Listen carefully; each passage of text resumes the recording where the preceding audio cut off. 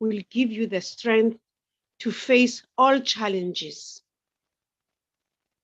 Secondly, pay attention to becoming virtuous, not just to remaining peaceful. Also, stay alert. Alertness is probably the most important characteristic of a successful warrior. Everything within an army depends on alertness. Promotion, progress, victory, and defeat. If a soldier is not alert, he'll be dismissed. Spiritual alertness will help you to recognize negativity as soon as it comes up. Finally, if even only one soul remains alert, there is then safety for many others. Thank you. Om Shanti.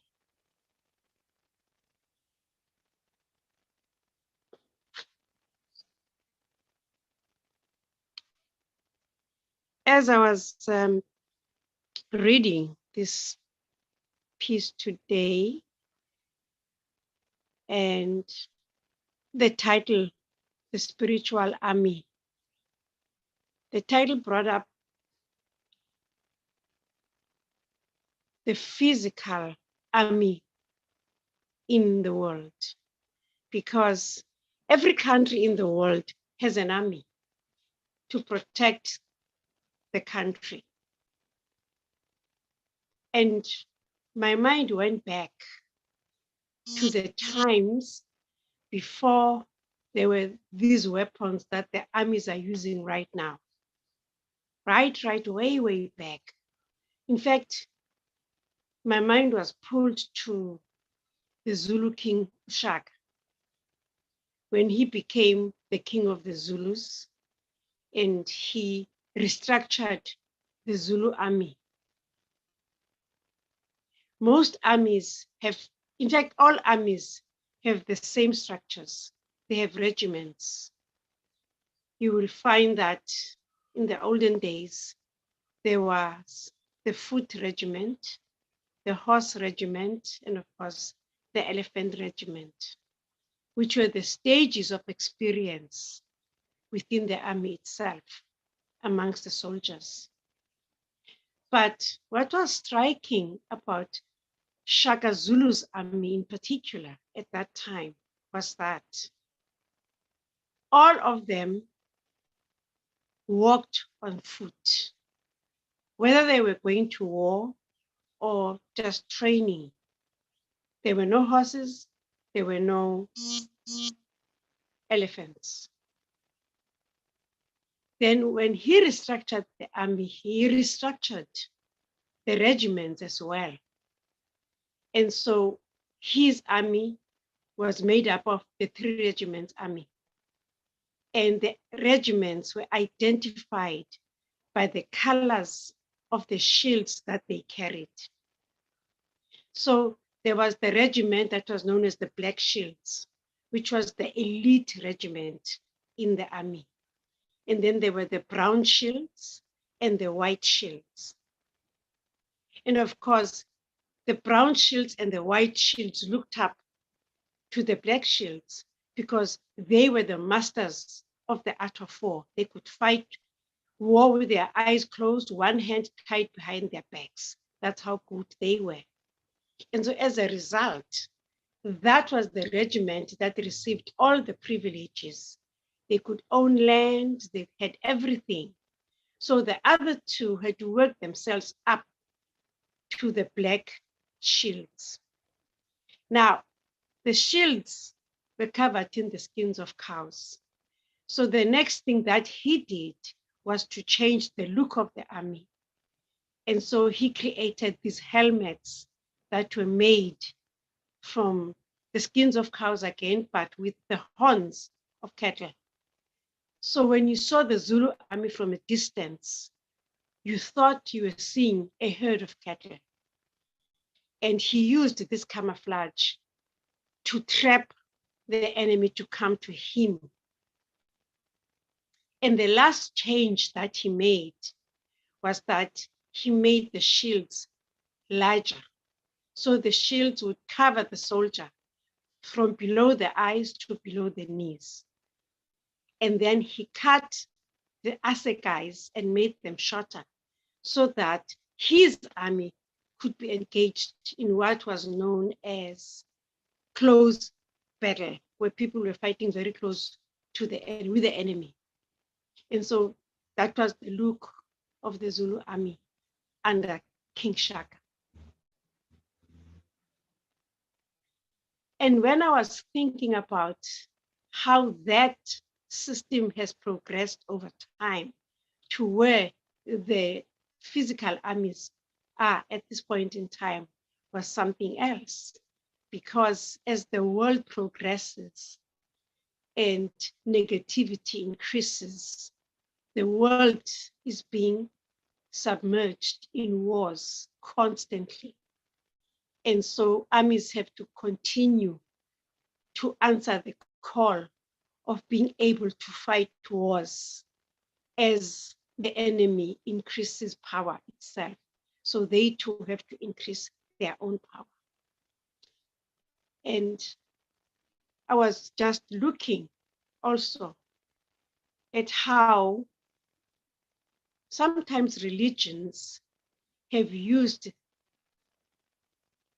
images from armies to show how they will destroy negativity. And what came to my mind was the story of St. George and how he killed the dragon using a sword.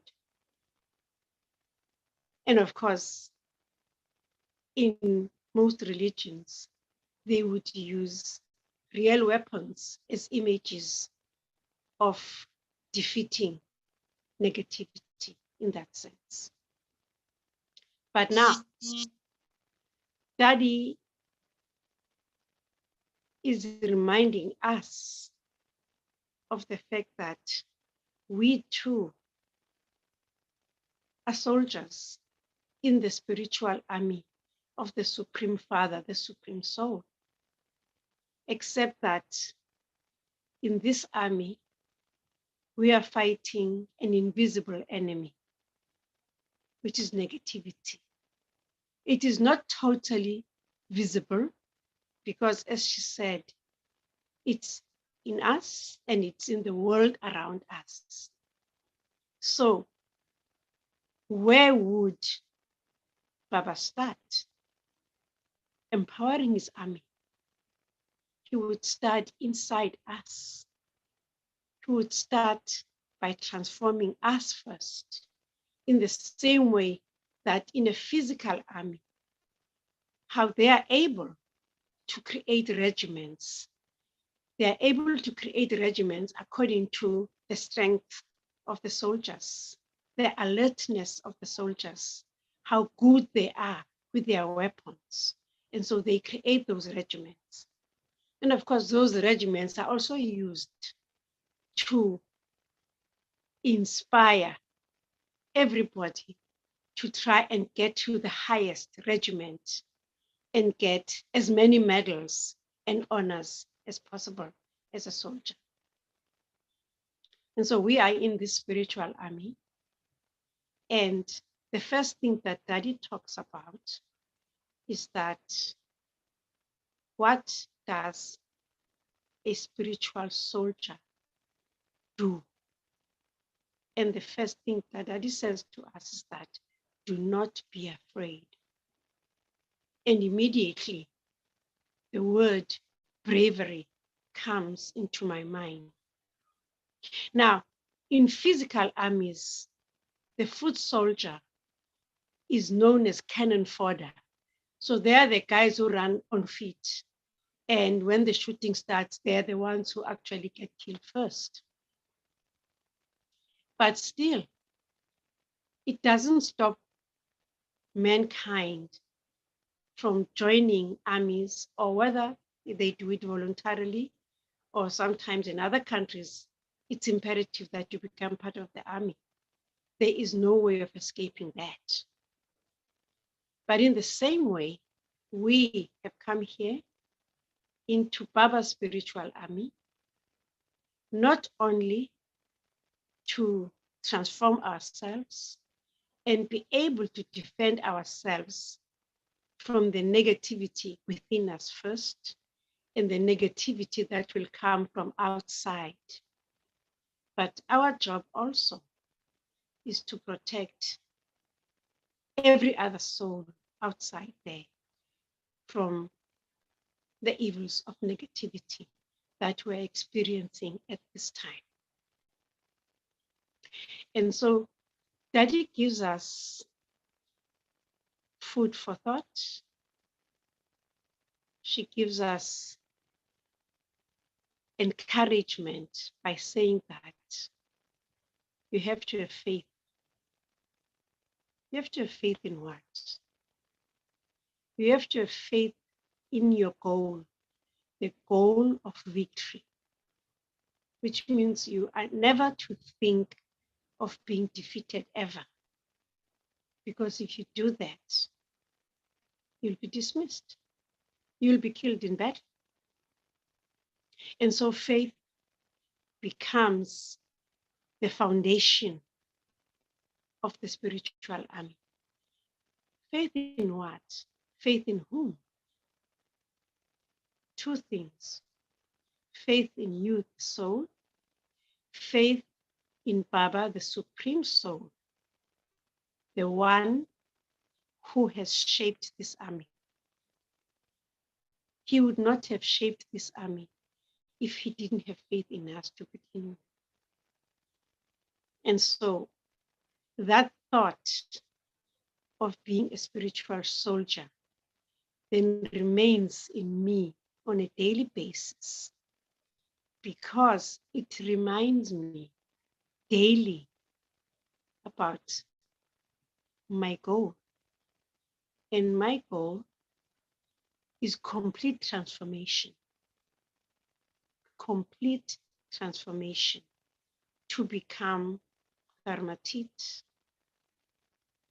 And so as I was reading this piece to myself, I thought it's a good thing that the soul that has written this piece is herself a general in Baba's army.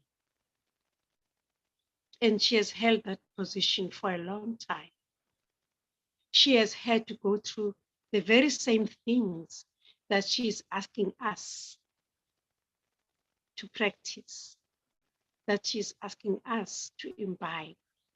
And who else can be a better general, a better advisor, a better leader in this spiritual army than her? Because she has walked the walk and she's also walked the talk. And so faith becomes very important then, to know that I'm not alone. I'm in this family of spiritual soldiers, and the main person right at the top is the most powerful of all. He would not have brought us onto this path if he did not know that he would be behind us to take us into victory. And the word alert rang a bell with me, because in modern armies nowadays, being prepared, they use many kinds of things, security systems, but also you are going to go out there carrying a weapon that is intended to destroy the enemy. That weapon could also be taken from you and used to destroy you. So you have to constantly remain alert. So on a spiritual level, being alert doesn't mean that just because I'm here and I'm Baba's child and I'm a BK, I'm fine. I'm cool. No, I'm safe. No. The enemy that we are working with is invisible. The enemy that we are working with is inside us already. It has already taken control of all our sense organs.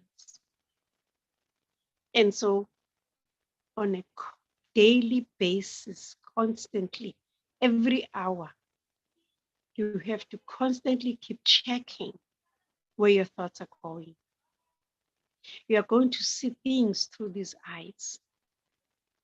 You have to be able to discriminate what to absorb and what not to absorb.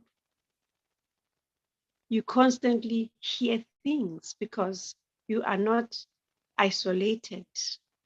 You live in this world amongst people and you hear things. We have radio, we have television, we have phones. We're constantly hearing news, sometimes fake. Most of the times I'll say fake, but then again, watch what you are taking into your mind. And of course, what comes out of your mouth is important. The actions that you perform. And so that alertness is a strength that will add to your bravery, the bravery that will give you the ability to have the power to conquer the negativity out there.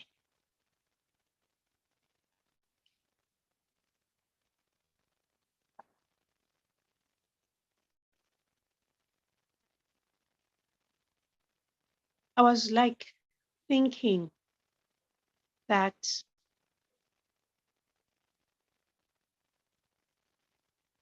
to be in a space, the space that we are in at this point in time, has to take a lot of love.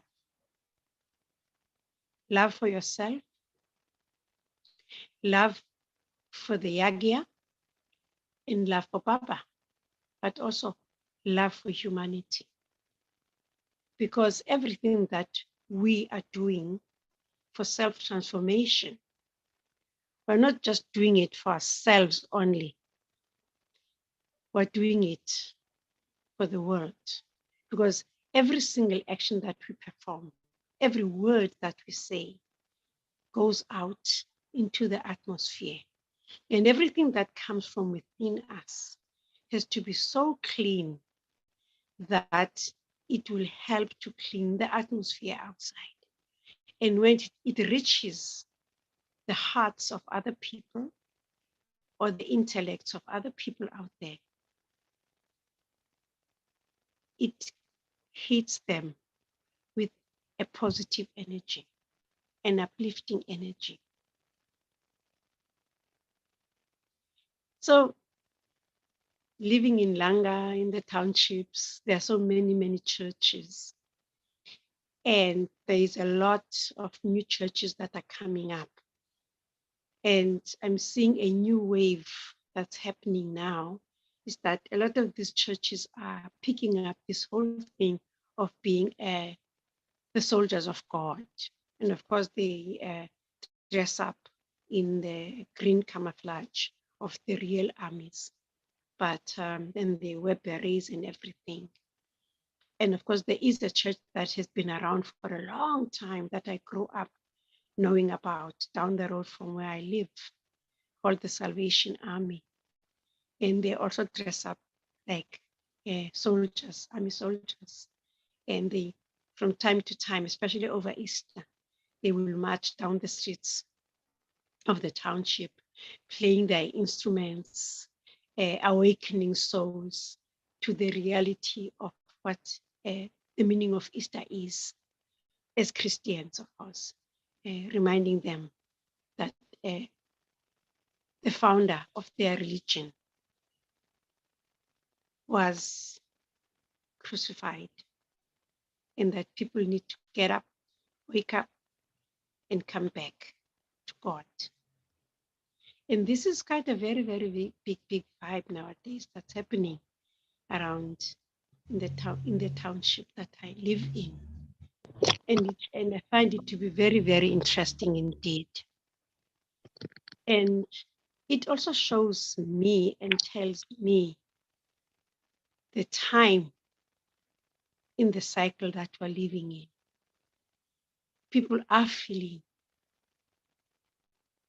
the pressure of negativity. People are wanting the Supreme to come. And sometimes, I'm sorry, this is a joke I have to share with you. The mothers who belong to the Women's Union in the Methodist Church, because the Methodist Church is just across the road from my house, when they pray, they now tell God, this time, don't send the boy. The boy is Jesus. Don't send your son. You come down yourself, because the problems of the world are so much that they don't need your son. We need you, the father, to come and sort it out. And when I was listening to them praying, like it brought a smile to my face, because it's so, yeah, I mean, it's funny, but at the same time, it's not funny.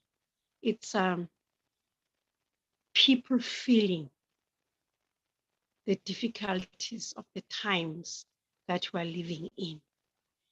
And even though I was laughing in the beginning at that, but later on, when I was really thinking about this, it said to me, Tima, you have to get up, step up and step in, because it is time. It is time for us to make our presence felt in today's world a whole lot more than we are doing right now. And that's what an army does. When there is a challenge of an enemy that tries to break into your country, the army has to become visible immediately and defend your people, defend your country. And in that sense, people have faith in you. People have trust in you. People can put their lives in your hands in that sense. So I wanted to ask everybody today, as you step out of your house, wherever you are, you have to fix your army helmet, put it straight, check that all your medals are in place, make sure that your army uniform is nicely well ironed and looking good. And as you walk out, remember, I am a spiritual soldier. I belong to the Shiv Shakti Pandava army, God's army.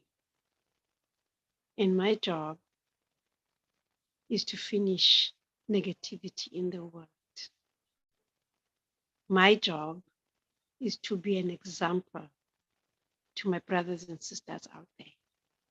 When they see me, they must see hope. And on that note, I'm going to say Om Shanti. Let's finish this session with a short meditation.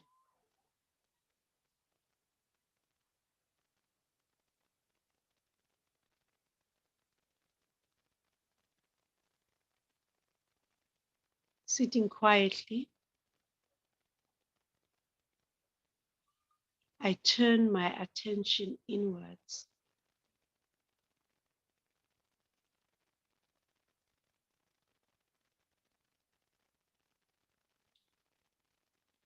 I realize who I am. I know who I am. I know who I belong to. I am a child of the Supreme Father, the Supreme Soul. I am a godly student. I am guided by the Satguru.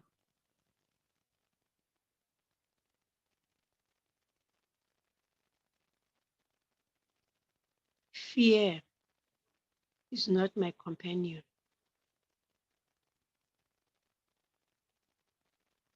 I am surrounded by spiritual power. I have spiritual power inside of me in the form of my virtues and my spiritual powers. And so I am protected. My protection is invisible, but I feel it and I know it because on a daily basis, I connect to the Supreme, the power engine, and He fills up my petrol tank with spiritual power. And so every time when I walk out of my home, I walk out with the awareness of who I am, a spiritual soldier, a member of the Shiv Shakti Pandava army, powerful.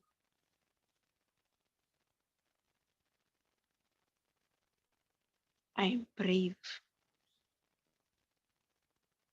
I have complete faith in my Father. I have complete faith in my brothers and sisters who are members of this army. Together, we are a formidable force because the one who is using us is the most powerful, and He will lead us to victory.